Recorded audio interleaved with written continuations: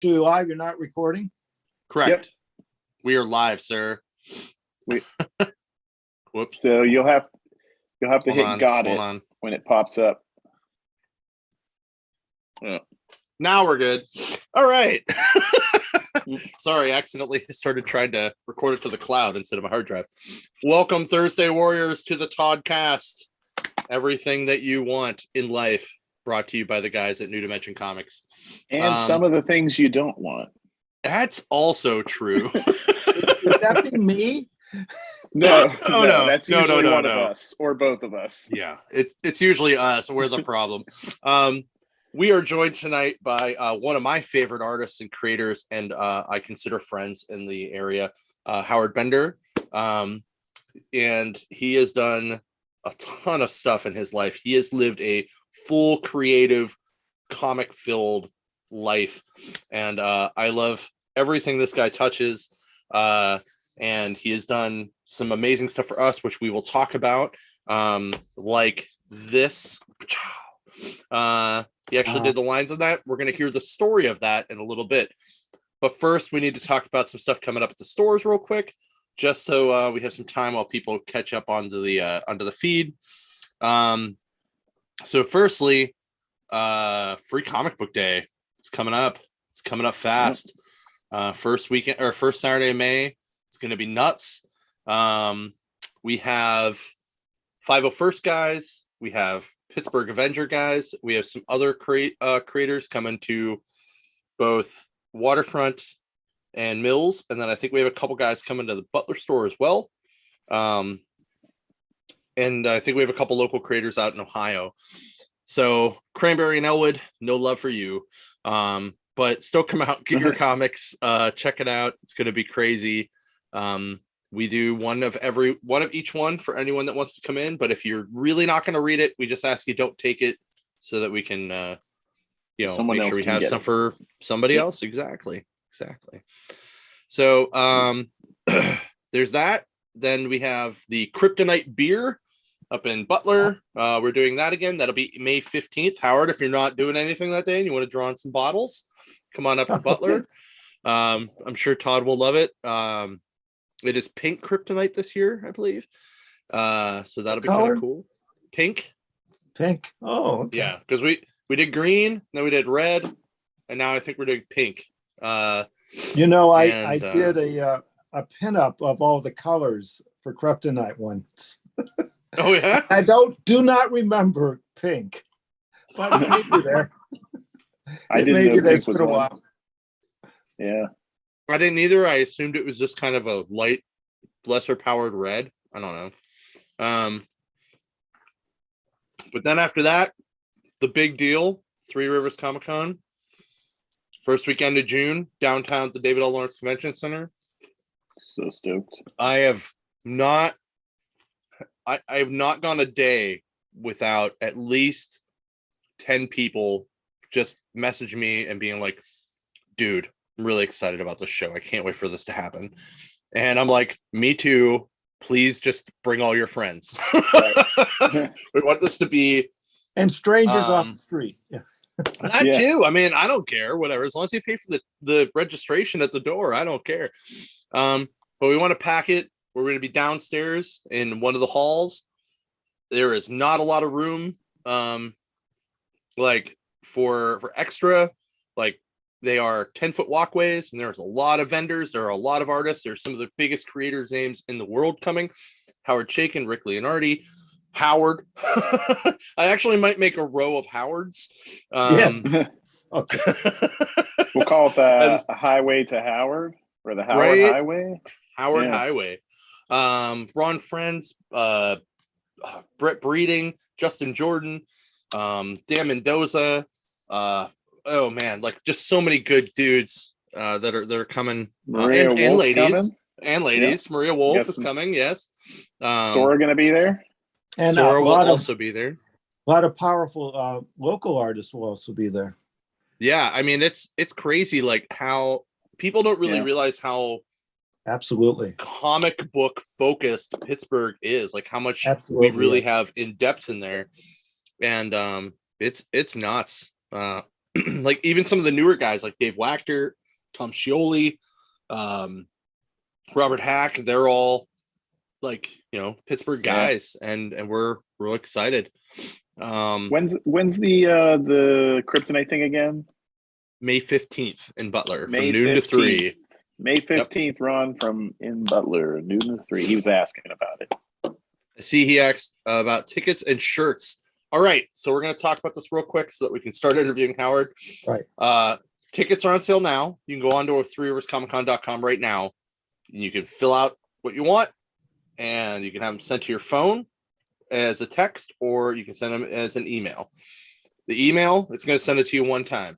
If you get it as a text, it's going to send it to you again the day before the show. And if you have like an Apple Wallet or whatever Google and Samsung have that's a similar thing, you can put it right in there and save it, and you're good to go until the show. And then you get in line. We're going to walk around, scan your phone or your paper ticket, give you your wristband, off you go. Span it in.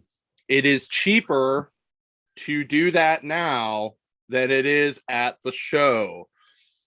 And then when it comes to shirts, which by the way have Howard's art all over it, which I was on a bike ride today with a friend of mine, and I was talking to him about that shirt. He just goes, "Dude, there's nothing more Pittsburgh than what that is." And I'm like, I'm going to make sure I tell Howard that tonight, because I have the guy that drew that on with me. And that's a comment we get a lot.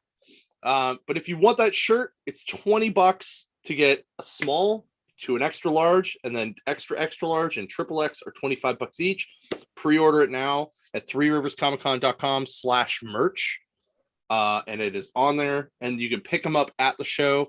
If you are a local person and you cannot pick it up at the show, we have everybody's contact information. So anyone who doesn't pick up their shirt at the show, we will contact after the show and figure out how to get it to you. Which means if you want it mailed, you're paying an extra charge. So just come to the show and pick it out. So it's gonna be a good time. And I'll be signing. I'll sign any shirt they give me. I'll sign all the shirts if they want to. If they want my signature on the shirt, I'll be happy to do it. This is why I bought myself an extra shirt, just for that. Like, because I'm gonna get you and Andrew and Justin to all sign it, because you're the three guys that worked on it. Awesome. So there will also be posters available of that print available. They're going to be like $1 to $3, and you'll be able to have those guys sign that too if you want it. It's going to be really cool. I'm really excited. I might actually frame one for the first time ever. I'm excited. So, all right. So let's talk to Howard. Welcome, Howard. Thank you for coming on. Well, thank you for having me. Yes. Yeah. I'm glad that technology was not too crazy for you. When we initially talked, you were like, can we do this like 10 minutes earlier just to make sure? And I'm like, absolutely. So no matter what, I always have a little trouble logging on to Zoom for some reason. I've done a lot of Zoom, but every time it seems a little different. But eventually I'm going to get it all down. It'll all work out. That's awesome. All right. So first, I guess, tell us a little bit about yourself, like where you grew up, like how you ended up getting into comics, and then we'll move into your comic career, then your cartooning career, and then we'll talk about the Three Rivers poster. Wow. Okay. Well, I grew up in Highland Park, East Liberty, East End. And I could hear the lions roar at night before I went to bed. That's because the zoo was like a mile away, but I could still hear them. You could hear them like reverberating off the hills there. And that's crazy. One time my babysitter came in and handed me a bunch of comic books. I remember vividly. One had the Submariner on it. Running towards me was Sue Storm. So that was something. And what year was that? Oh, that book? Oh, I don't even know. That would have been. And there were a lot of Donald Ducks and Mickey Mouses also. They were always around the house. I mean, it had to be at least the 60s, because Mariner didn't cross with Fantastic Four until then. right? Well, I think she was a friend, more of a babysitter. That's it. Okay. Anyway, I've always enjoyed comic books. I enjoyed the pictures and the artwork. I got to know who the artists were over the years, and I learned how to read with comic books. They were an introduction to reading, and I think there was a store in town down on Wood Street, right next, well, like very close to the Record Mart. Remember that down there? You guys go back that far? National Record Mart.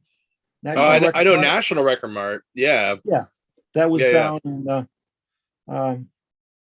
down there downtown, and there was a bookstore down there that I would go to pick up comic books. I think it was Snyder's or something like that. It's no longer there, of course. And I take the bus downtown for that. So what else do you want to know? Back in 1972, when we would go to Manhattan like we would go to New York like every other year for a vacation, like especially when the New York World's Fair was there, 1964. So you got to see like the actual Teen Titans Tower thing, like when that happened. I've driven by that. I don't think it was wow, there, but I must have missed it. Anyway, when we would make trips to Manhattan, I would always make an effort. We would always stop in and see DC Comics and Marvel Comics. So that was always something to see that. And I got to meet some of the artists that way. DC was huge. And when we went back in 64, and Marvel was like one room, like an apartment. Oh, wow. And I remember, if you remember the Steve Ditko Spider-Man poster, not the one that came out later, but because it was similar, but I'm talking about the one that Steve did, and then later on someone drew over it, the same pose and everything. Yeah. Well, they had the original Steve Ditko poster hanging up on the door. When you walked in, you closed it, you could see it was hanging right there. And I got, and Marie Severin and John Romita were sitting like in the middle of the room with all the furniture and whatever around. And we sat down and they talked to me like, for some reason they let me and my mother into the room and let them talk to me. It was pretty cool. And they all drew a little sketch, Captain America and the Hulk, so to speak. That was a lot of fun. That's awesome. What an experience. I don't think you'd be able to do something like that today, huh? Well, you wouldn't be able to do it in New York. That's for sure. Yeah. That's even although like Marvel's still, I think, technically in New York. Technically. Okay. Right? I think. Well, or at least they still have an office in New York. It's been a while since we've been there. Oh, and remember when I don't know if you remember this, but Jim Shooter was a big also an influence on my career to get into comics, because he made all the local papers when he started writing comics. Right. And that was in the paper, and then everyone would come up to me and say, this guy's writing comics, and we were exactly the same age. So it was very inspiring. So you're like 13, 14 going, oh crap, I really got to get on the game. I really got to get on the ball here. There's somebody else doing this already. Man, that dude in the South Hills. Yeah. That's awesome. Yeah, I got to meet Jim a couple times. He tells that story very well of the whole phone call, and then having to be like, how old do you think I am? And then like 2 minutes of silence, and then put your mom on the phone. Yeah, it's a really, really fun thing. That's awesome. I didn't realize that you were like that close in age to him. So he was like already at DC for a couple of years then before you got there, for sure then. Well, I don't know. He may have worked from home. You could do that. You didn't always have to come into the city. I'm sure I can't speak for him, but I'm certain that he went into the city at least a couple of times. But, he could mail in his scripts. And this was before fax. I don't think you could have faxed them back then. So how did you go? So once you go into the city, you're going to Marvel, you're going to DC. Where does it go from there? Like for you, like. Well, I kept building up my collection and reading a lot of comics. And then I started out as a DC fan because Superman was on TV all the time. Yeah. The Avengers with George Reeves. So I started picking up Superman a lot, and then Batman. And I started imitating, when I was a child, I started imitating Bob Kane's style of drawing, because I thought I could see how simplistic it was. And I thought I could grasp it easier and able to do that. And then everybody in school said, you got to start reading these Marvel comics because they're incredible. And I said, well, and I picked them up one day, and I said, and I looked at it, and all the color printing was all out of the lines. And I'm thinking, well, this didn't look very high tech, you know what I mean? But eventually I saw through that, and I really started loving the stories. And then the way Stan would write, he made you feel like you were like part of everything. And he did that with all the books. And it was like you felt like you were like a part of something, or a part of a big group of people who really liked the same thing. And that's because what Stan, his narrative, would do, and make you feel that way, especially in his letter columns and things like that. And I joined the I joined this. Wow. Back in the day. I still have the whole kit and the envelope. Wow. I'm one of those kids that never threw anything away. To the regret of my mother and my wife. And you helped found some comic group in Pittsburgh too, didn't you? Yes, we founded a group in 1972. We went. Eyes was the first comic book store that opened up, and Ben Pondexter was we all told Greg that he wanted to start a club. So every time people would come in, he'd tell everybody about it. And then we all got together. We would have monthly meetings, like once, like the second week in every month. And then we decided we would start having conventions, or Ben was really wanted to make a fanzine. So we started working on fanzines and things like that. And then we went as a group. I remember one year we all crowded into one station wagon. We had to hunch over. Like, I was in the back, and there were like 8 other people in the car, at least 8, it might have been more. And we drove from Highland Park to Manhattan. And we didn't complain at all. There was nobody complaining because we were that excited to get to this Phil Sewing convention for July. And we had costumes and everything. My girlfriend, who's now my wife, made all the costumes. We were the X-Men the first year we were there. And not the X-Men you know now, but the ones with the blue and yellow costumes. Yeah. Who are you? Which one did you go with? I'm going to get Cyclops. I was the Cyclops. Nice. Yeah, that was fun. Nice. We just had such a blast, and there were so many people in the club that just went on to do great things. It's just amazing, all the great people that came out of that club, and we were all very close. It was just an amazing thing. And then every year we had a convention. I don't know. Mm-hmm. First year we had a convention, 73. Stan Lee was the guest. Todd told me this story.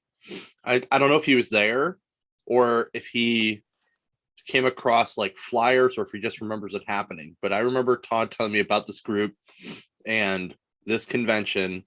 And because what was the name of the group? Wasn't it like Three Rivers something? No, the Pittsburgh Comics Club with an X. Okay. Because like he was telling me about, I don't know if he has like a collection of the newsletters or Oh, good. He came across a bunch of them at one point or something, but he said it was really crazy to be like, these guys got Stan Lee at their very first convention. Like, it was nuts. Well, it gets even crazier. I'm going to let you in on something I don't tell everybody. Pay attention. Okay. Stan Lee was our first guest, and Ben Pondexter did me a solid, and I did the club the whole solid. He arranged that we would have lunch with Stan. Wow. That's great. He told me, I was in art school at the time. I was at the Ivy School of Professional Art, which is no longer there. I went to Ivy because it had the word professional in it, because I wanted to be a professional artist, not just any kind of art. So I didn't go to Art Institute, which was my mistake. Because, I did learn a lot at the Ivy. You know who did? Oh, I'm digressing a lot now. You know who did go to You're fine. The Art Institute? Paul Galassi.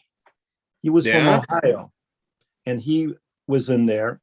And we would meet for lunch every once in a while, and he would show me all the things that he was doing, because he was working. He would go out to Reading, Pennsylvania, or wherever Jim Steranko was living.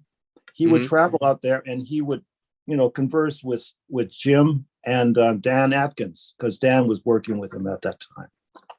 And then he'd come back, and his style was very similar to Jim's. I don't know if you remember that, but it was really very similar. And he was just so much more advanced than I was. He was awesome.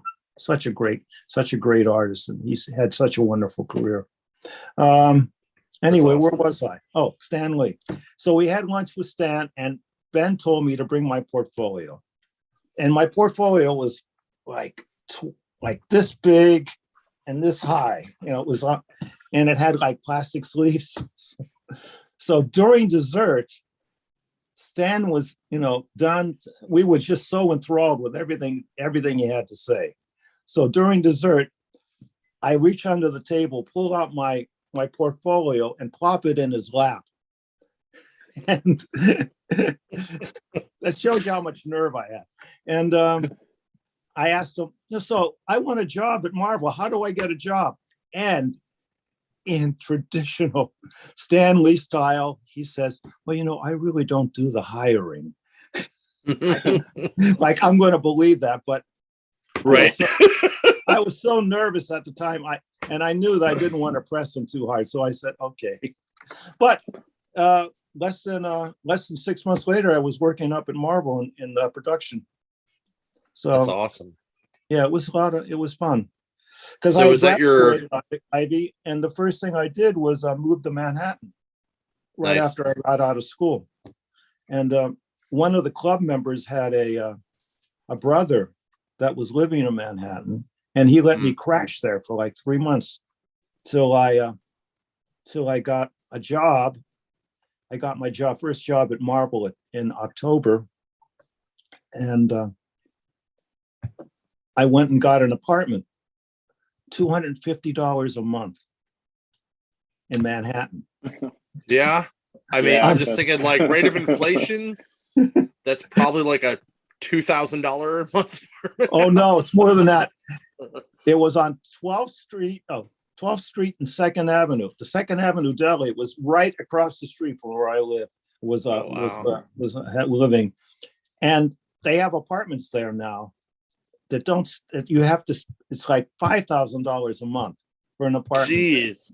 Not in my building. I don't know how much that is, but they put up new buildings and things. It's just crazy there. I don't know how people live there.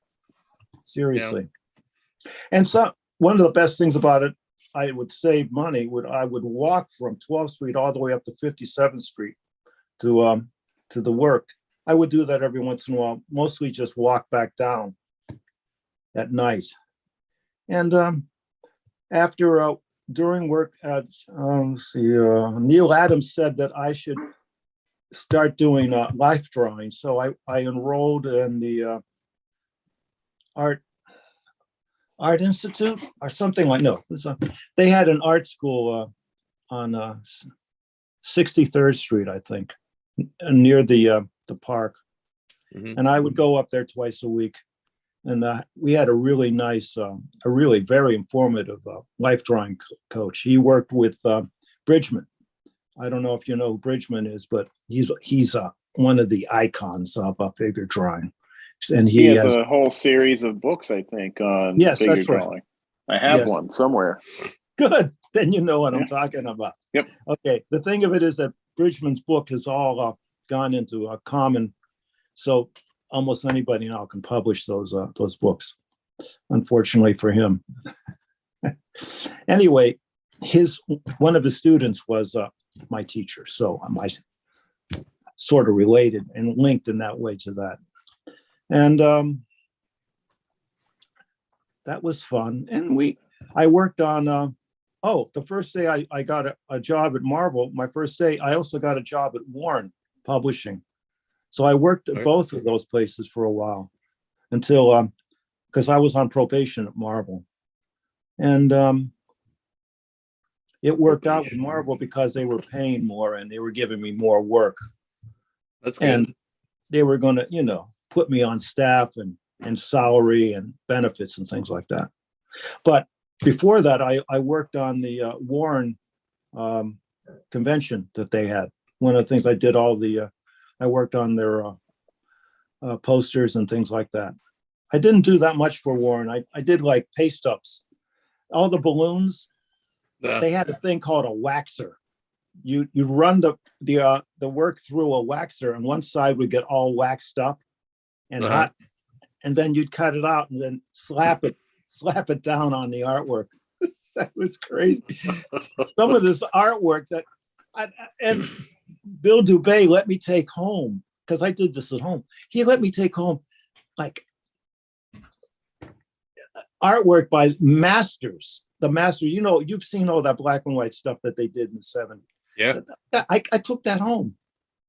And he didn't even know where I lived. So all these stories of like stuff going missing, it's really just been at your apartment the whole time, right? No, first of all, there's no way I would take anything that did like that, because I really loved working in the industry and I didn't want to screw it up in any way like that. Right. Besides, I couldn't take anything that didn't belong to me. I was a Boy Scout, for crying out loud. And an Eagle Scout. And an altar boy. Same. There you go. See, they give you morals. Awesome. They give you more. Yeah. Anyway, it was fun. Right. Oh, so that's kind of like your foray into your doorsteps into like the big two, right? That's kind of like really how you got into working in like the Marvel DC mainstream comic industry at that point, right? Well, like I said, I got a job at Marvel and DC at the same day, on this very same day. Oh, and wow. Also, I went around. I interviewed for Marvel, DC, Harvey, and Archie, because they were all located in Manhattan. And Marvel was the first, and then the same day Warren also, and it was Bill Dubay and Danny Crespi at Marvel that really opened the door for me. They were pretty good guys. That's awesome. And I remember one day we were working on the convention at Warren, and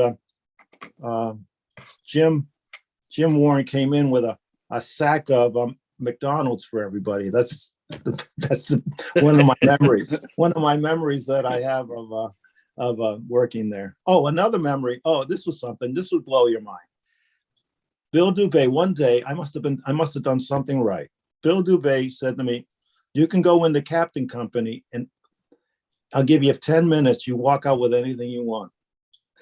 So Captain Company was a room the size of somebody's bedroom, a small bedroom. Yeah. And it had metal shelving, the shelving that you construct and put together all around all four walls. So I went around, I got a Vampirella poster, cousin, I got all three of those guys, and everything you can. I got memberships, and I got something that was even Bill Corbin. He did a cousin Creepy. I think it's Creepy or Eerie. Oh, Eerie. No, Mhm. Creepy was anyway. He did an art piece of art which became a print, and I found out later that this print was very valuable because it never went out. People never saw it, so it was pretty crazy on that. That's awesome. Anyway, anything you want to learn? Anything you want to ask about Marvel or DC during the 70s? I mean, there's a lot that I don't have that kind of time right now. People can ask you that stuff at the show. What we will ask you is if you want to highlight a couple of the titles that you worked on when you were there. Well, I started out in doing the comic books in production. Oh, like the first week, this was crazy. So many great things happened when I was there. To me, anyway. I kind of wish I would like lived in the 70s now. Like, so or was like old enough to. I'm sitting down at my little desk in the bullpen, working on corrections, and in comes Dan Atkins. It's his first day. He started a staff job at Marvel. Okay. And he needed a temporary place in the bullpen. So he sat down right next to me.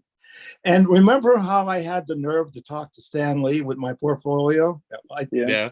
Well, I didn't lose that. So I asked Stan if he would draw me a Submariner.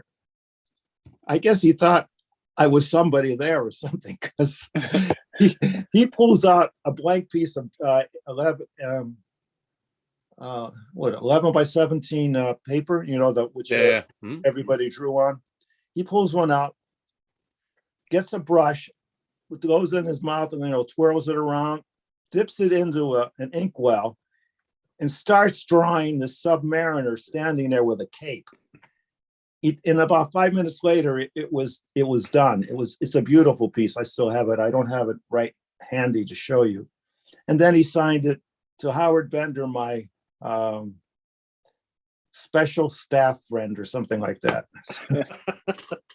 That's and awesome. ever since then, we became pretty close friends, and he would help. Like if I ever had an art question or anything like that, he would talk to me. And the same thing with and I have to tell you this, everybody worked up at Marvel, they were all the sweetest, nicest people. Especially when it came to me and asking them about art. I would, because they all knew I wanted to draw. So I started doing pin-ups and covers for the British department, which I started working in later. And I would go to John Romita, look over his shoulder, and then I'd ask him about how I could improve this. And he would put aside the covers that he was working on. The poor man, he was always so, I think he was his worst critic, because he was always he wanted to make sure everything looked just right. He was very, very meticulous like that. Anyway, and then he'd take a piece of tracing paper and trace over what I did and show me what I did wrong and show me what I should do, which was a lot very helpful. And same thing with Marie Severin.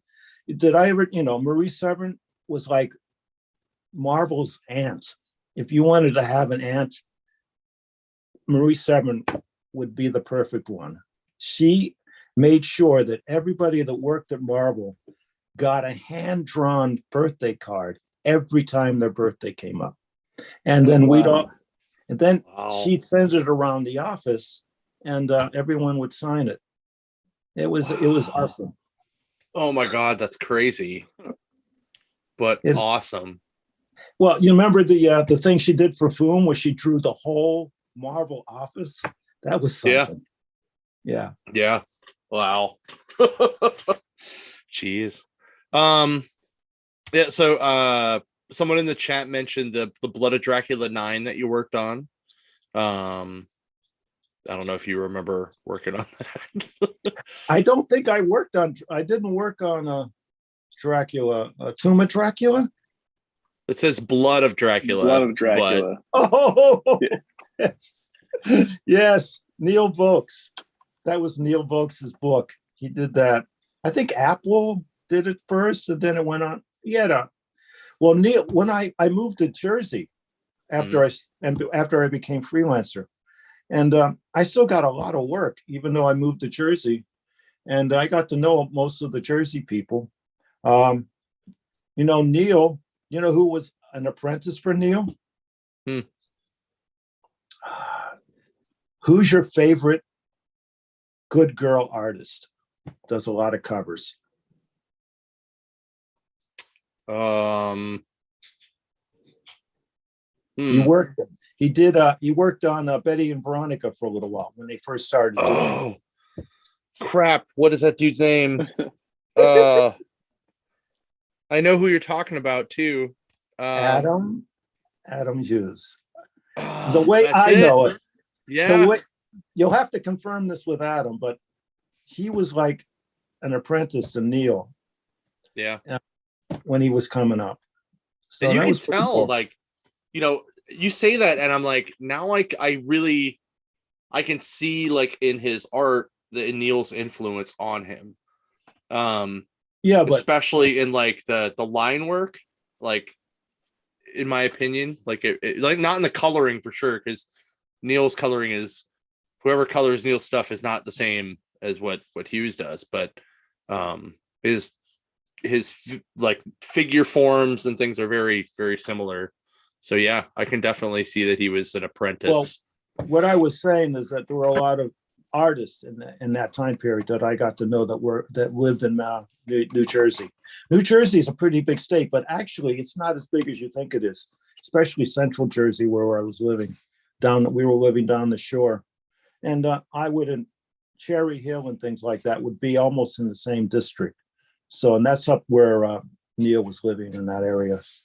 And they had back before I left Jersey, they were having like shows every other week somewhere in Jersey. So you could always find a comic book show, which was crazy. And I never had any trouble getting invited to be at a show in Jersey, which was nice. Oh, that's awesome. And we had a show that started out at the bowling alley in Asbury Park. That's nice. where Bon Jovi got his start, in this bowling alley. And my son also played there. But it was called the Asbury Park Convention. Then it became a Jersey convention after a while. And then just this year, I think the gentleman who was working on it said that he was no longer going to do the show. But I got to do their show a couple of times, which is nice. Well, I know Cliff Gabernath had done Ashbury Park Comic Con a couple of years ago. Like, he ran that, and then he moved it to the Meadowlands up in Secaucus. Well, I don't think it's the Meadowlands. It was the down. It was definitely the Meadowlands. I was there for the first year in the Meadowlands when he moved, cool. and they changed the name to East Coast Comic Con. East Coast, right? Yeah. Cliff's a friend. Like, he does that Rat Fank book. And then, like, he had some kind of crazy, like, eye surgery he had to have, and and then, with COVID and everything that happened, I'm pretty sure he said he's just not doing it anymore. Like, his health is just more important, and that's totally fine. I remember every time I go to New York Comic Con, I'd be walking up off the ferry, and he'd be getting out of a cab with like him and two dudes, these giant bags of flyers for their show, and they would just be standing outside handing out the flyers. Like, I'm just like, yeah, it was a good show. Oh, yeah. Show. Yeah, I remember the first year there, I got to actually have some like one-on-one time with Neil Adams during setup. It was really cool. Yeah, very cool. Yeah, I was there. The time I was there, he was there early. I remember coming in with Paul Kupperberg, and Neil was already set up and ready to go, and he was just sitting there drawing. There was nobody around. The whole place was empty completely because we were like an hour or two early, just set up, and he was already there. So that, yeah, you're right. That was, I think, the first. After that show, he would, every time he'd see me, he would just call me Pittsburgh. And, Good for you. And I was like, well, at least he remembers where I'm from. I mean, my name is pretty common, so like, you know that I'm from Pittsburgh. We're good.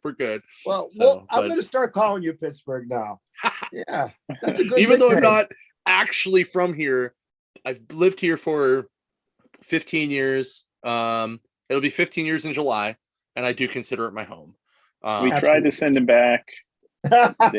Yeah, it didn't really work. Well, but no, I I wasn't love actually it. born here either. I was born in Cleveland. I Yeah. lived Oh, wow. first 2 years in Cleveland, then we moved back here to where our family was in Pittsburgh. Okay. That's where we lived. And I have to tell you that the town I grew up in was a really magical place for me. East Liberty and Highland Park it was a real special place because I would just ride my bicycle outside all day and hang out with whoever. There were tons of kids around to play with and things like that. It was a lot of fun. That's awesome. And lots of comics. Everybody I knew when I was that young knew I liked comics. So when they were done reading their comics, they come to me and I give them a nickel and they would give me their comic. Secondhand buying all day long. It's funny. We still give people a nickel a book sometimes. Oh, okay. You were way overpaying, sir. Way overpaying. No. All right. So you spent some time working at Marvel and DC, and then you kind of shifted careers into cartooning more heavily, correct? Well, and how did you get to that point? Well, what happened was I knew Marvel was moving. Oh, what happened was, the British department went overseas back to Britain. It didn't go back to Britain. It went to Britain. It never was actually. And we did all the production work here. I did produce about 8 books a week, every week for the British department because they were weekly books. So that, I don't know. I don't think we did 8 books. We did maybe four books a week, but just to make sure we were ahead of like that, I made sure that we kept up on it. And Danny Fingerroth was my boss, but then his boss later on became Larry Lieber. When Star Wars, we started reprinting all the Star Wars books. We did it the same time, pretty much the same time as the actual books were coming out, because it was a very hot property. We knew about Star Wars months before the movie came out. And here's a funny story. Let's see. Archie Goodwin. Mm-hmm. I think he was the editor of the Star Wars line, but he had some connection there. So after I saw the movie, I said to Archie, I said, that Han Solo guy is really, not good enough for the princess. What's her name again? Leia. Leia. She's not really good enough for Leia. She should, get more involved with Luke. And he gave me a look that he knew something, but I couldn't figure it out at that time. So he knew. That's hilarious. He knew the origin story of that way before anybody else did. So you did so did you work on any of the first 10 issues that Howard Chaykin also worked on then? Well, you would have worked on the British version, right? Yeah. I did the British. Yeah. I did British, and I did all the zipatoning. I did all the tones, which was an amateur way of gray toning everything. You just take a zipatone and an X-Acto knife, and you lay the zipatone over the artwork. The artwork was about this. The actual artwork that we sent over, was about this tall and this wide, about the same size as pretty much, probably exactly the same size that the book was printed at. So the dots were pretty fine, but you could still see them on the zipatone. And then you'd cut out the area that you don't want, and the stuff that you want will stick down onto the page. So that's how that worked. And I had boxes and boxes, and like I had so much Zipatone. But when we moved from Jersey to Pittsburgh, I had like this many boxes of Zipatone, but I had to leave it in Jersey because I never thought I'd be able to, have an excuse to use it again. So, right. But I sort of miss it now. So that's basically like if we were to fast forward to the digital age, that's basically how layering was done back then, right? Yes, absolutely. Yes. Okay, cool. And it's something. I'm not the only one that did that. It was like a rite of passage. If you worked for the British Department, that you were at one time going to sit down and cut Zipatone. Almost everybody that ever worked in the industry has done that. And Zipatone was pretty popular in the 70s. You saw it all over the place, especially in the color books, and most especially in the black and white books that came around, because it gave a certain flavor to the artwork that wasn't there in the 60s and 1960s. So cool. That's awesome. Cool. So I guess then, how did you get from there to like into the regular cartooning work? The British Department was going overseas, and at the same time, Marvel was moving downtown. They were carrying out the offices. They were, cleaning out the offices, and they were moving down. I don't remember where. Somewhere downtown. It was near a park. It was pretty much like across the street from like one of those little small parks that they have like in the middle of the highway or something like that. Mm-hmm. Anyway, I'm certain somebody out there remembers where it was. I mean, it was in the Indicia, you could tell. And this is a time when Jim was the editor-in-chief, Jim Shooter. So they were moving, and I was not going to have a job. So I started looking around, and at this time, Ernie Colon was doing a lot of work for Marvel because did you know that Ernie did a lot of work? I mean, a ton of work and like decades of work at Harvey Comics drawing Richie Rich. Did you not know that? Yeah, he was I do now. he was a master at that. And he introduced me to the Harvey Company, and I started doing Richie Rich comics, which was very fortunate for me because the art director there who did all the art Richie Rich books, he did all the covers. He was a master. He's the guy that made sure everybody drew in the character the same way, so to speak. And his name is Warren Kremer. Okay. And I didn't know his background as well as I should have, because but he started working at Harvey in the early 50s, very early 50s. And there was no Richie Rich or Casper the Friendly Ghost in the early 50s. So he did do a lot of ghost stories because horror comics were very popular at that time. So he did those pre-code horror comics for Harvey. And they, not all of them were that child friendly, is what I'm saying. Yeah. It's hard to imagine the man that personifies Richie Rich and Casper as doing these type of things, but he did. And so I do a story, a 5 or 6 page story every week. And I'd come in and he'd look it over and he'd say, what I did wrong here. And he liked to tell me, you missed the boat on this one. Like the joke I could have really hammered the joke home, so to speak, because everything was pretty physical. And the writer did not only did he write all the copy, but he had a same size as the comic book. He would draw little sketches in there because it it was so physical. All the jokes were pretty physical, so to speak. So you really got the idea how to really handle this.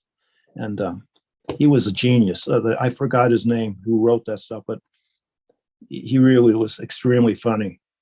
And Warren would always make me erase at least one panel of the story that I did and make me redraw it. Like you missed the boat, so to speak. And then, so I got that opportunity. It was a real growth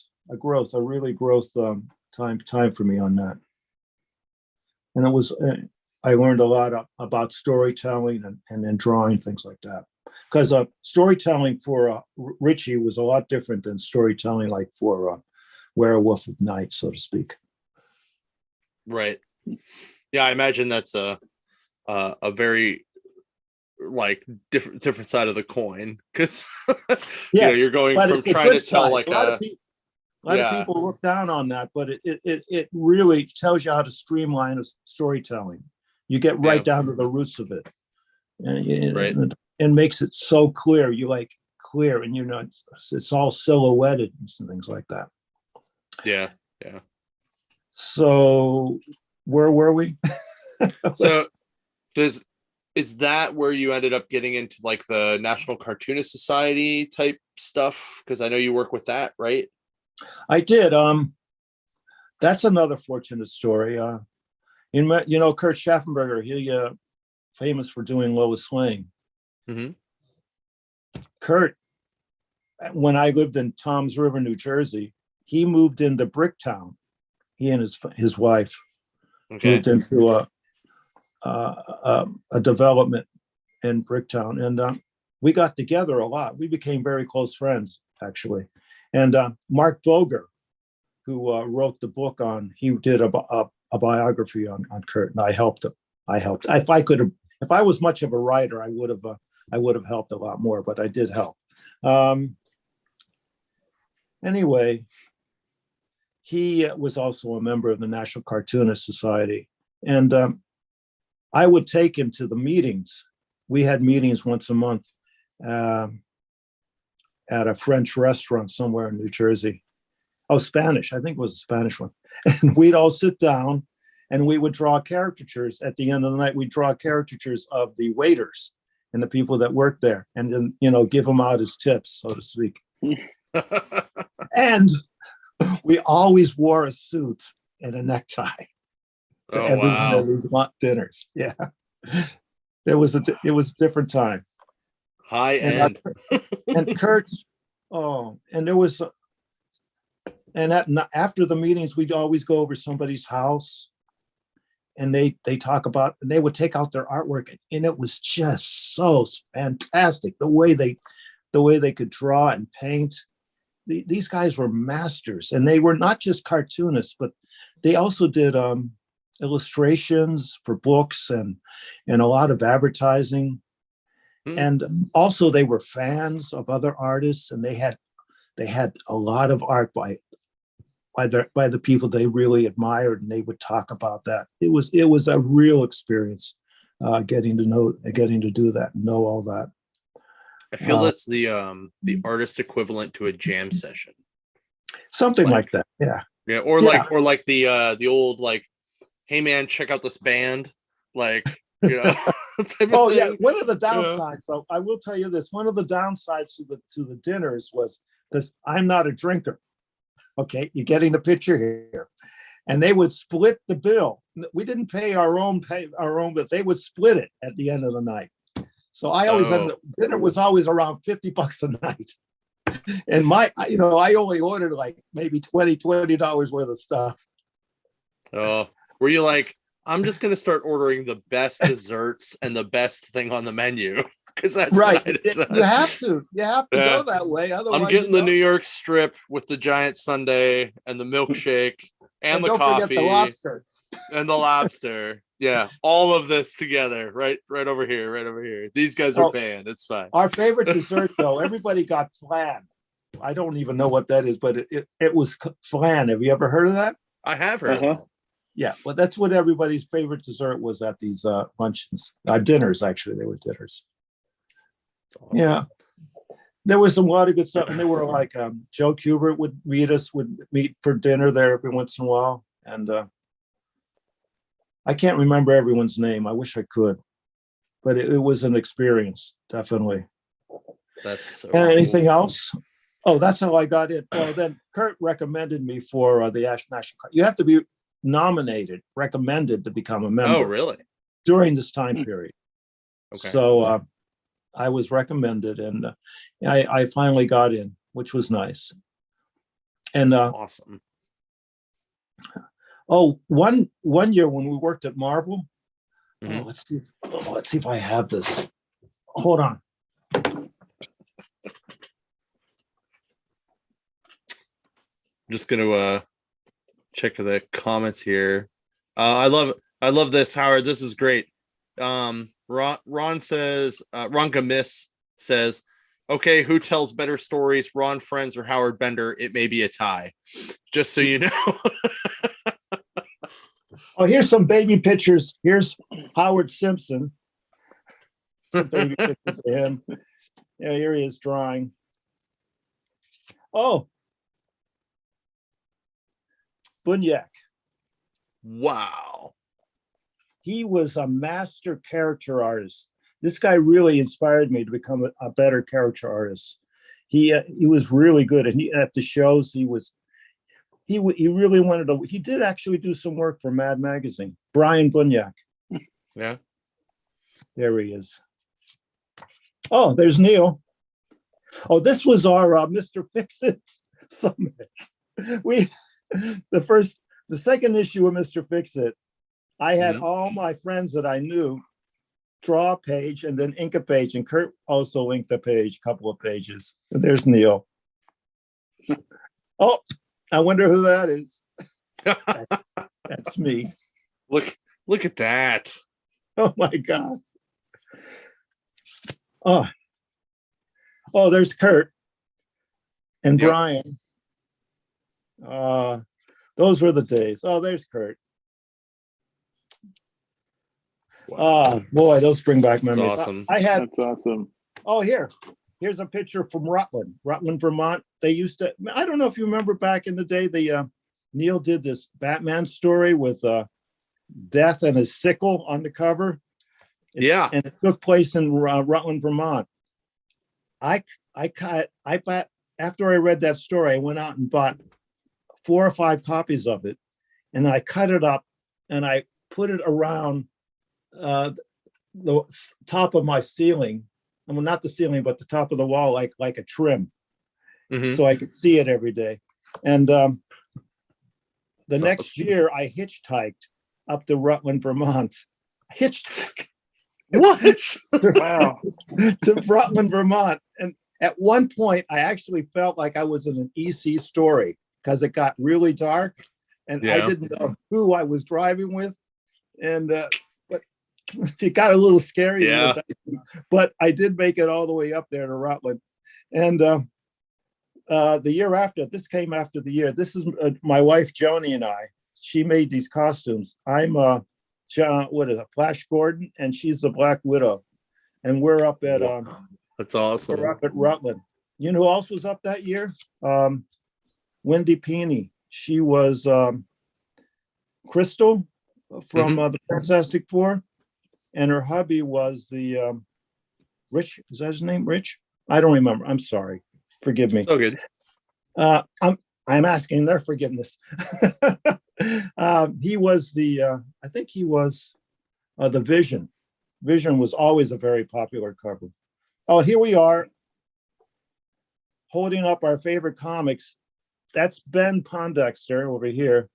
This is Joni, my wife. She's holding up a copy of Richie Rich, and I've got a copy of Amazing Fantasy number 15, which to this day I do not own. I do not own. These comics were not ours.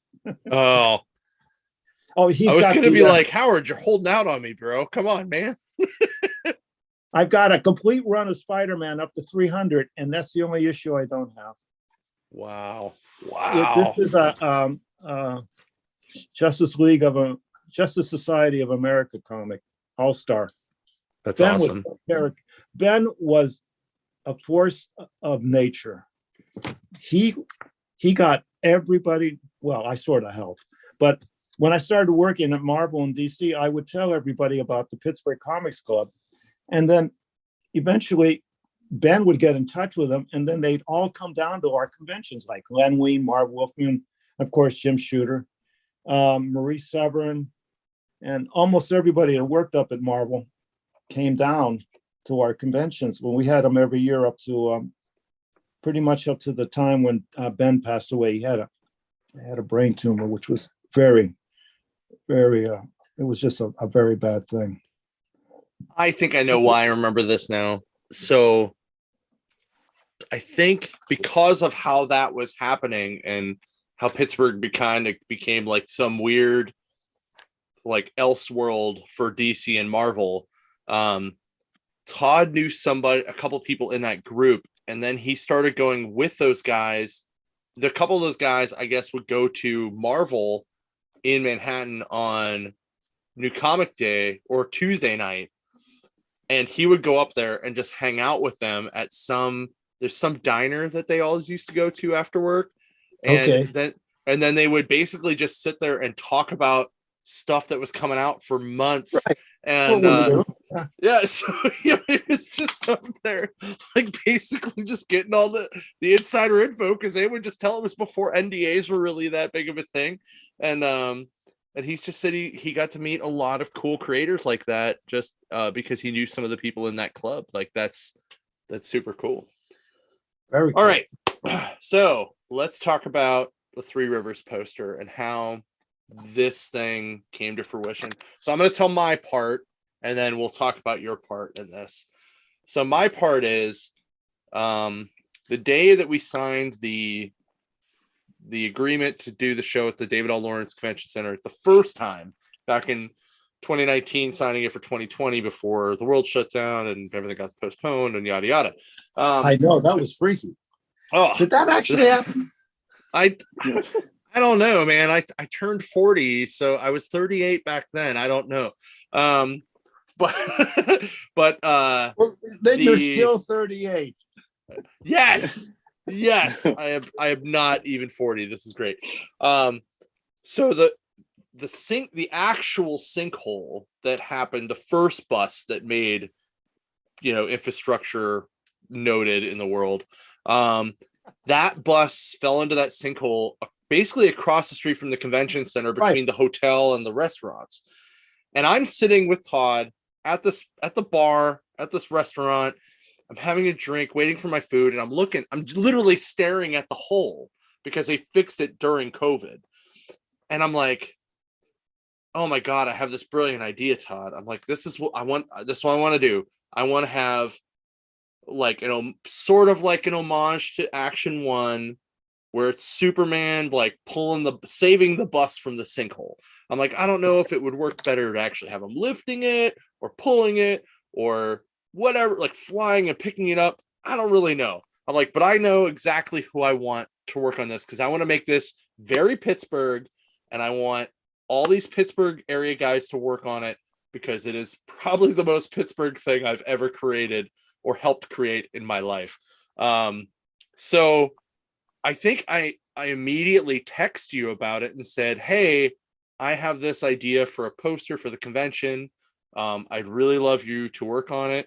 Can we meet for can we talk on the phone or something? And you were like, absolutely. So I think the next day we talked on the phone, and I gave you the pitch, and you were like, I can do this. Of course. And you were like, I'll make a couple things, I'll proof it out, and I'll send you some sketches. I'm expecting like a couple like pencil sketches, but I'm going to show people stuff that have never shown more. I've shown a couple of my staff this, but I've never really shown anybody else these sketches. And these are what could have been leading up to the poster. And we'll talk about each one a little bit and kind of like how it worked out. So this is the first one. So I like this one a lot. My only concern when I saw it was I think their faces have too much fear, and I don't want people to fear the show. Well, the thing is, we could have changed his face. I thought this was very reminiscent of a very early Superman, like Joe Shuster and things like that. And I really liked it because you could see Superman, well, Three Rivers Man, really struggling with this bus because, back in the day, he didn't have all those powers. Right. Yeah. Oh man, that was pretty sweet. So then we have this one, which I also like a lot. And I didn't really have that much of a problem with this one. I think this one might have been my second or third choice. Oh, cool. Yeah. I think this one, it just seemed weird because he couldn't, I think it was because we couldn't really see the sinkhole because of the smoke.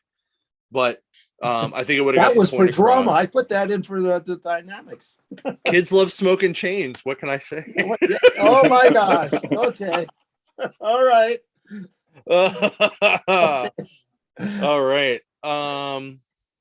Then we had this one. This one I think is my second favorite.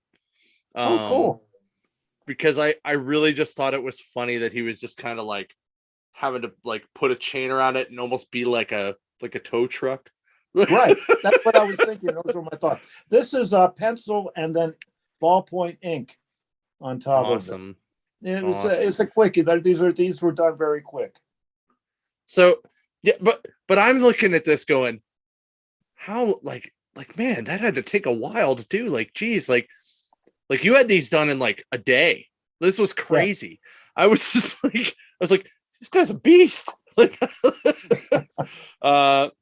Then we had this one, which is kind of the reverse. The other one, similar vibe. I think I just like the other one better because he was kind of pulling on it.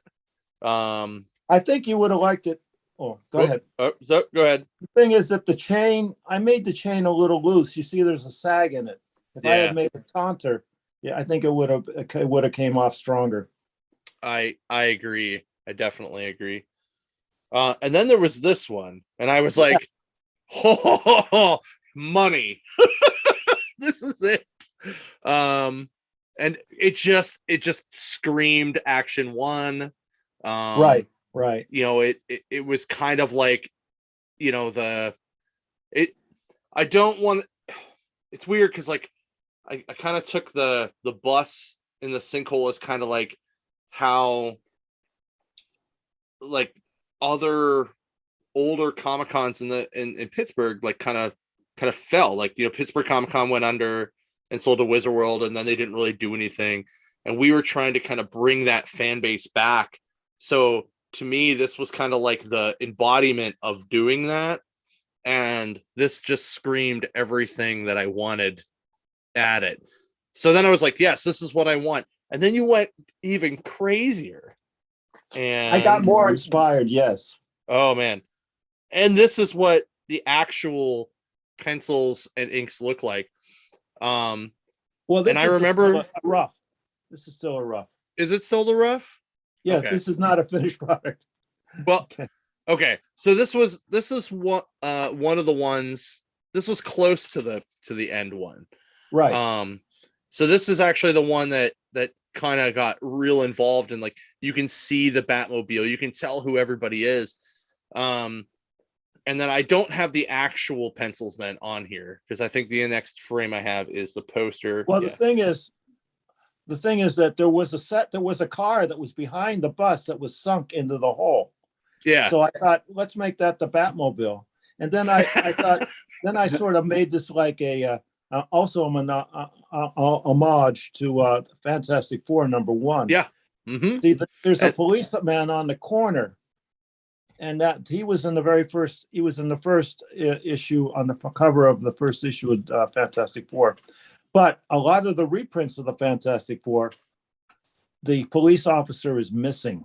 So if you're really, if you're a big if you notice these things, that's important. It's sort of important. That's also awesome. Yeah, go ahead. I was just gonna say, just so you guys know, This is the actual original printed flyer that has the 2020 dates on it. This never actually got to be released to the public with these dates on it. No, my gosh. Because we had it ready and then the world shut down. And I'm like, good thing I didn't use this yet. I really want to use this. And we got to use it for this year's show. But I remember the what's that? Oh, I'm sorry. Did you print any of these up? Not of the 2020. I do have 2022s for sure. And even our little flyer Cool. is that too. And you can pre-order your shirts. So do that. threeriverscomiccon.com/merch. It's right there. There you go. And pre-orders end May 1st. So get those in there. You got 2 weeks. But I remember the day you were like, all right, I got the art done. Well, how do you want me to give this to you? And I was like, well, like, you're a South Hills guy like me. We can meet for breakfast. So there we are at the doorstop. And Which I is walk over. Place. Oh Not my God, everyone so knows. good. It's a restaurant in Dormont. Yep. And somebody just told me about a place on Brookline Boulevard today, Oak Grove, Oak something that I should be checking out for like breakfast or lunch, just so you know as well. Oh, good. It's like right by the place where they have the taco stand, kind of by Peterland. Oh, that's on Brookline Boulevard. Yes. Yeah. So maybe we'll have lunch there sometime. That'll be nice. I've enjoyed that. I would enjoy that. Also, the Arsenal. The Arsenal. Oh, just yeah. opened up. Have you managed to get there? I have not been to that location yet, but I used to go there when that was the County National Bank. Oh, yes. or Commonwealth Bank, whatever it was. But that day, like, I'm walking over to there, and you had it in this brown. I don't have it here. I have it in one of the stores. It's like, actually, it was kind of like this, like a brown folded cardboard with tape, and then I was running a little late, so you drew Superman on it, and it just says "For my pal Jon" on it, and I was like, "See, no one can take this from me. It's got my name on it." And then we reached out to. Luckily, you were late. Otherwise, I wouldn't have time to do that sketch. I know. And then somebody could have stole it from me. It'd have been bad. So I took it out to one of the stores. I scanned it. I sent it to the inker. That's Andrew Harmon. He did all the inking colors. And we ran the colors by you to make sure that you liked it. It was cool. I sent the top part, or sent that then to Justin Birch. He did all the lettering on the top. I thought he did an excellent. My God, you really brought back the flavor of that logo. You really did a great job. And so did the color. Beautiful job. Everything about this worked out so well that here we are 3 years after the bus fell in the sinkhole, and we're still talking about the bus in the freaking sinkhole. It also helps that another bus took out a bridge, but whatever. Yeah, man, like that, like, I cannot thank you enough for that's okay making this, and it is so cool to have. I will tell you, every single shop we've gone into to drop these off, every place, whether it's a comic shop, a library, I went to a couple music stores that have these now. Every single place just goes, holy crap, that art is awesome. And I'm just like, hey man, local people right here. get it signed at the show. And we're just very, very happy with it. And I can't thank you enough for being part of that. Like, that's really, really cool to me. So. Oh yeah. Well, thank you. Listen, I was honored that you asked me to do it. Believe me, I was so happy to do it. I wasn't expecting it to end up being as busy as it ended up being, but every piece of it worked to bring the idea that we are a comic show to life. And I think that's important.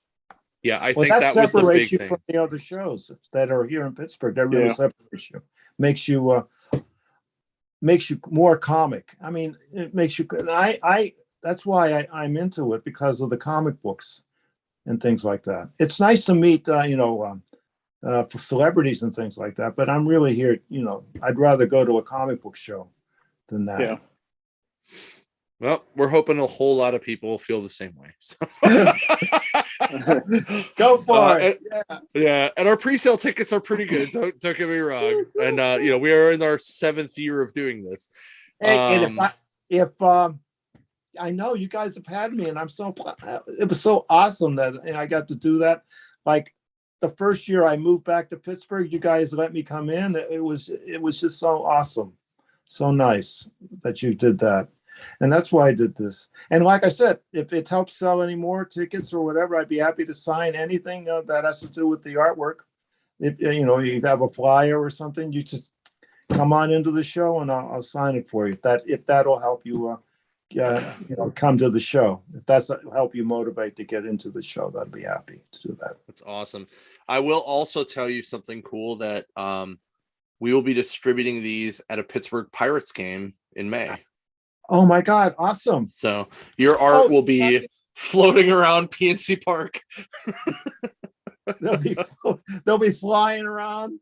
Flyers literally flying. The flyers will be flying. Okay. I mean, let's be fair. Half of them will probably end up in trash cans, but whatever. At least it'll still be awesome. The trash man will notice the show.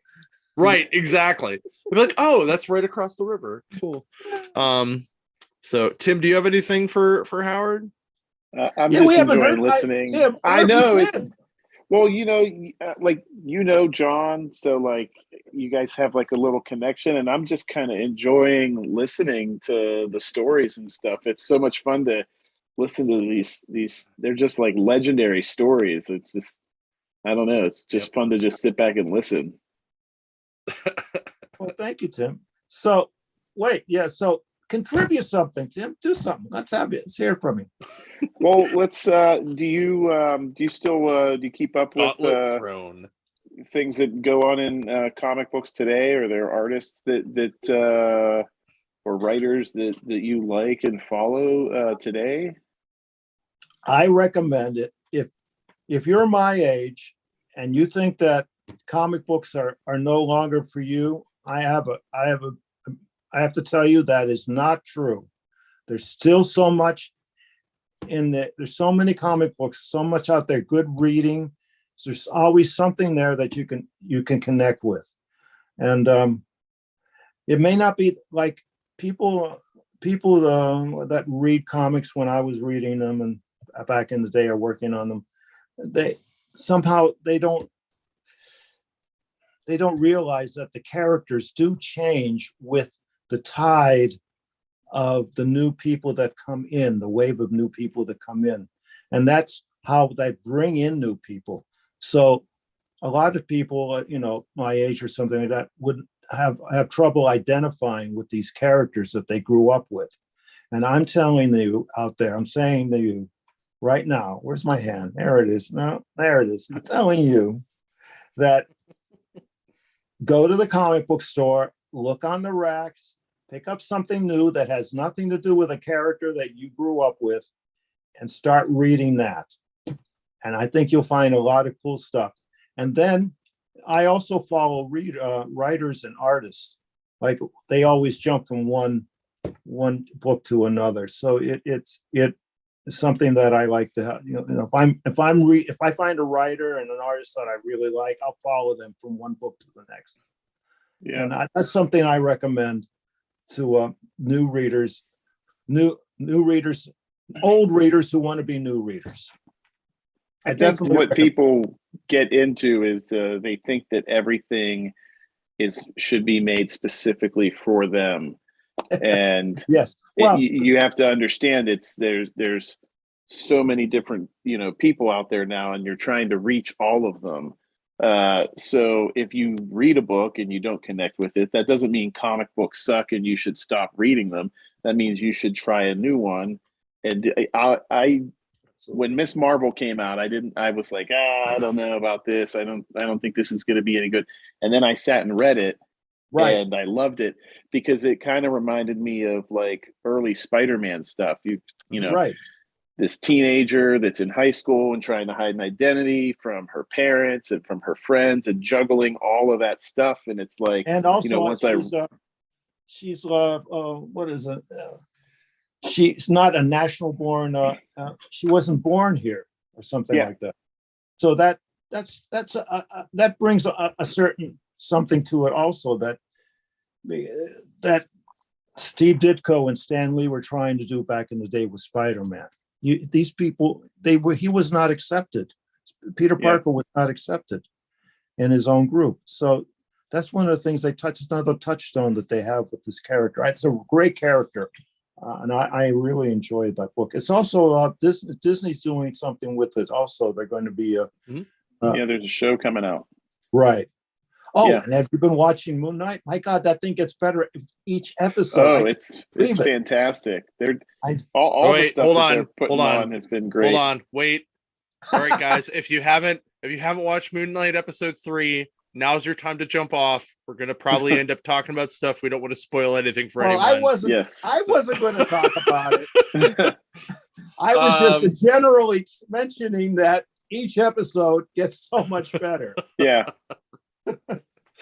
Well, I 100% agree, and it was really funny because and I think I even said this last week. Like my friends who kind of know who Moon Knight is, they're like, all right, I kind of get it. The show's pretty good, and then they're like, our significant others who have no idea who Moon Knight is are lost. Yeah, and I'm like, yeah, that's gonna happen. You're gonna want to read these books.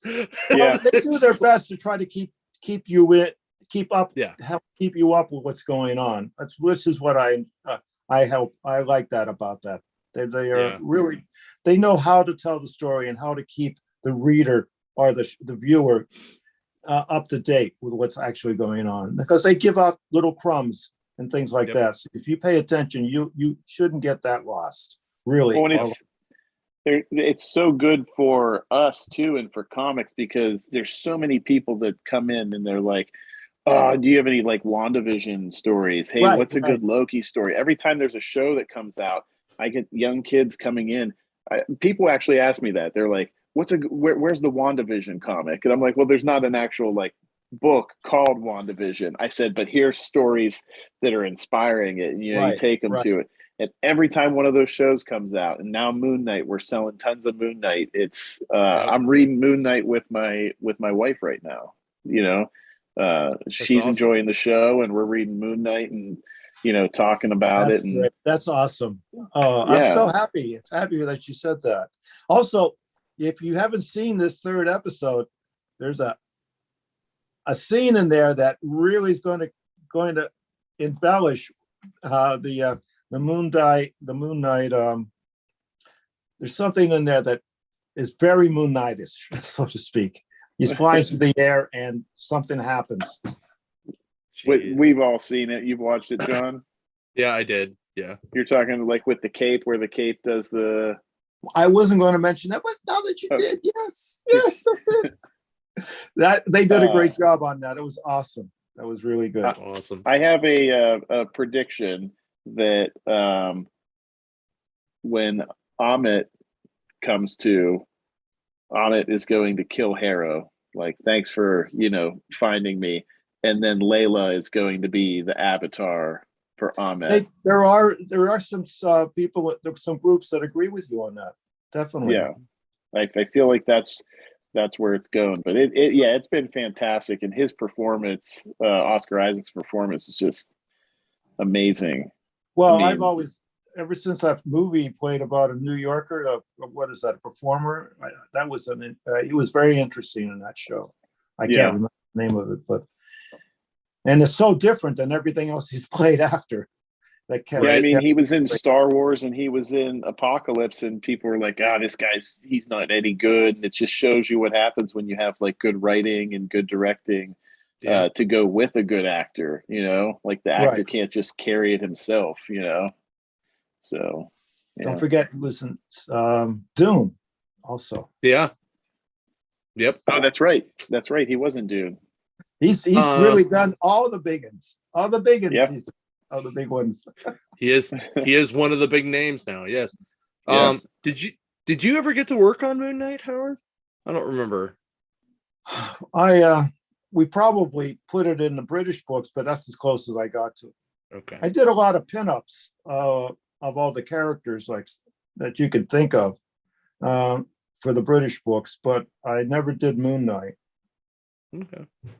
I was just curious because that would have been right around the time that you were there doing stuff. So that'd have been awesome. So, all right. Let's see if I'm gonna do one last check, see if there's any other questions for Howard.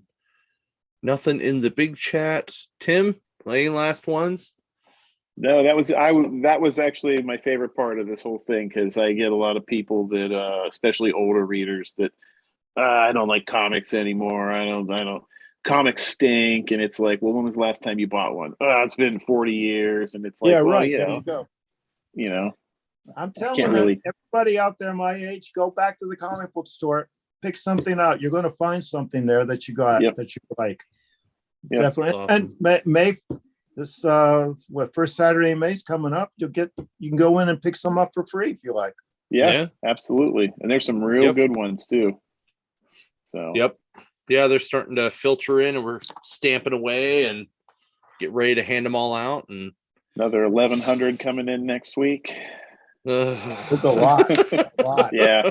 You know, there's so many out there that not everybody carries them all, and so you have to go to every store in the neighborhood. That's what I did when I was a child. Yeah, I would go to every Tuesday. The comic books came out. There were magazines came out Tuesday and Wednesday or something, like Tuesday and Thursday. I would go down to the pharmacy, which was right a block away from where I lived, and the distributor would throw a wired bunch of magazines, all wired up, throw it right out of his truck in front of the store where they were going to be displayed. So I would go down to the pharmacy before it opened and sit on that bundle of comics until the Mr. Phoebus, who ran the pharmacy, came by and eventually understood that he wasn't going to get rid of me until he let me open up the bundle and put all the comic books out for display. That's what I did. That's awesome. And I got to pick out the ones I wanted, and they didn't display all the comics because comics were like 12 cents, and you could get a magazine for 25 cents. So he wanted the magazines out more than he wanted the comic books. Yeah. So he did not display all the comics, but I got to see them all before he decided not to show them or give them back to the distributor. So that was fun. Wow. And then I go to the other pharmacies. There were like 3 or 4 pharmacies around, because that's where they were at. They weren't in the supermarkets or anything like that. They were mostly, pharmacies and newsstands like that. But we didn't have any newsstands in my neighborhood. My hometown. It actually just called the newsstand, or it was the thrift drug, or the GC Murphy's. Those were the 3 places that you could buy comics in St. Mary's. And they were all just on a wire rack. And you had to go and pray that you got there before the other guys that were in town that liked comics, because there weren't a lot to be had. So I had a lot of holes in my collection growing up, but I've since then rebuilt a lot of that stuff. The lady at Woolworths downtown, when she saw me coming in, she would say, "You're not allowed to read those books."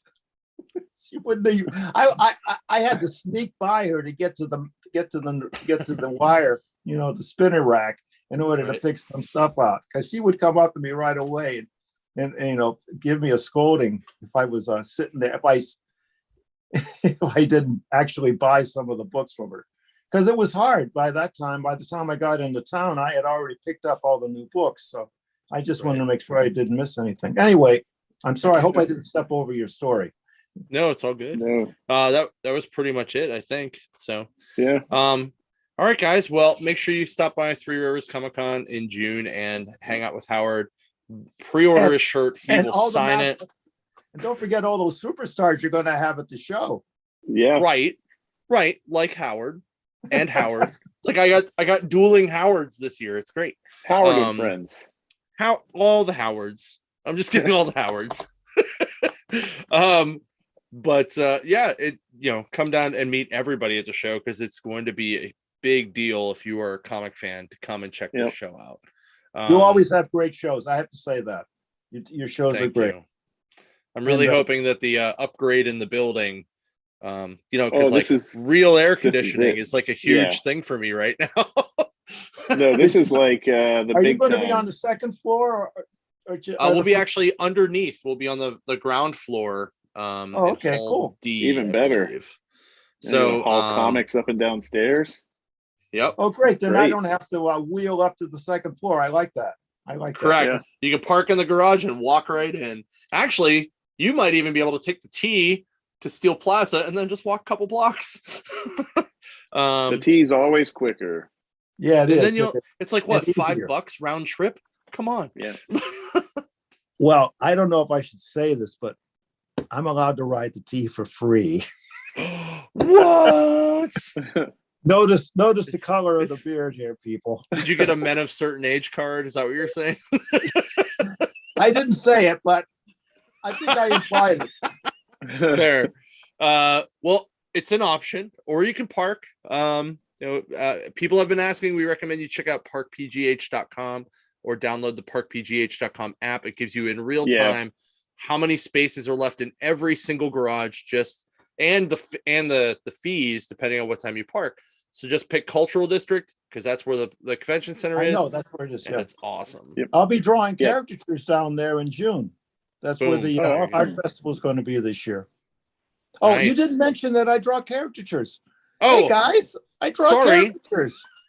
My bad. I don't I think we sort of did. Full figure. Yeah. I do a full figure doing your favorite sport, hobby, or superheroes. And superheroes are my specialty. So you get to be a superhero. And I'll do them at the show, of course. Excellent. Of course. We are very excited. But yeah, guys, just threeriverscomiccon.com, check that out.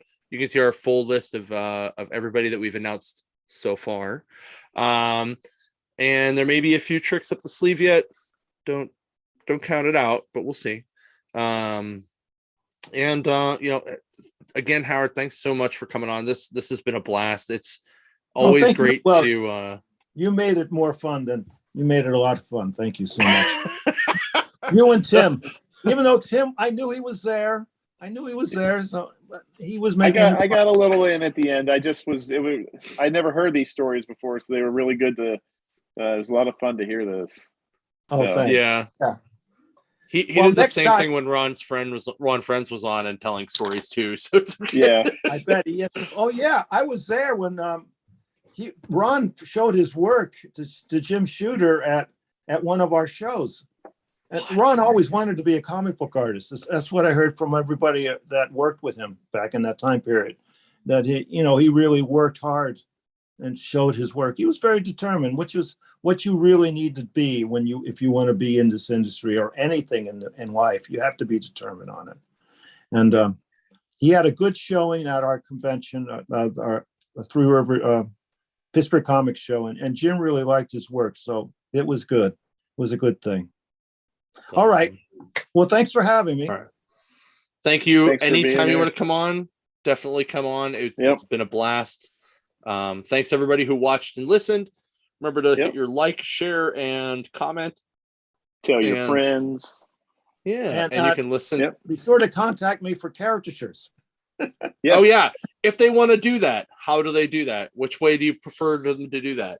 Like, do you have a website, an email?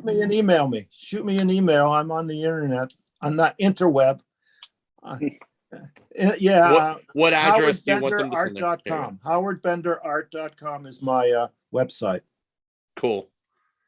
And I'm located here in Mount Lebanon. Boom. Oh, dude, we need to go to like Lebo Sub sometime too. I love that. Oh, place. I love that place. Yeah, it's so good. Tim, you're taking a trip to the South Hills, buddy. All right. I'm in. Well, hey, give me a call anytime. We'll have a meet for lunch sometimes. We've been meeting the artists have been meeting up at the the Mexican restaurant up there, Topolos, up on Washington Road. We've been meeting up there once a month. Wow, Anyway. that's awesome. I get to go to a secret meeting. This is great. All right. Thanks everybody for watching. And we will catch you guys next week. And thanks again